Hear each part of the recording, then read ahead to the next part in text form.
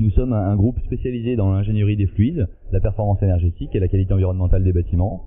Nous avons développé pour notre propre usage la première tour de bureau à énergie positive en France. Ce bâtiment donc est situé à Dijon, atteint des performances, on va dire, exemplaires aujourd'hui dans le cadre des bâtiments BEPOS. Même si le BEPOS n'est pas, on va dire, le défi absolu, puisque le premier défi reste la sobriété énergétique, et donc on a aujourd'hui le bâtiment de bureau le plus sobre au monde.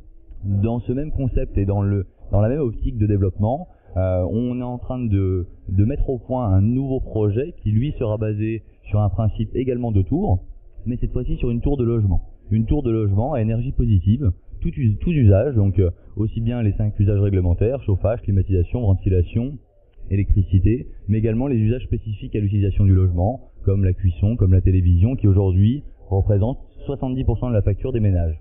Donc on a souhaité élargir la réflexion, et donc on a développé un concept de bâtiment qui sera développé, qui sera, on va dire, mis en place dans plusieurs villes de France. Dans la continuité de la Tour Eletis, pour continuer d'explorer, on va dire, les horizons des bâtiments tertiaires et des bâtiments de logement, nous avons imaginé un nouveau concept qui est cette fois-ci donc porté sur le logement, une tour de logement à énergie positive, tous usages, donc qui intègre également les usages internes au logement, comme l'électroménager, la cuisson ou les usages audiovisuels, qui représentent aujourd'hui 70% de la facture. Ce nouveau concept est donc aujourd'hui au point, et on est en train de finaliser son concept. Et nous allons donc le déployer dans plusieurs villes de France sur le même principe et dans la continuité de la Tour Eletis. Il n'y a pas de contrainte de hauteur aujourd'hui. Le fait de faire une tour de logement énergie positive, c'est justement une démonstration. Si on devait faire un bâtiment qui était 2-3 fois moins haut, par exemple, on n'aurait aucune difficulté à atteindre cet objectif. La première difficulté, c'est vraiment la sobriété.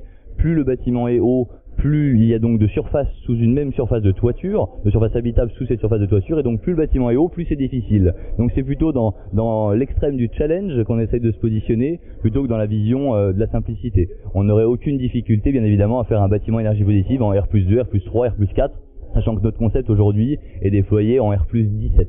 Voilà. Donc entre R+2 et R+17, on pourra s'arrêter où le PLU, on va dire, nous autorisera d'aller.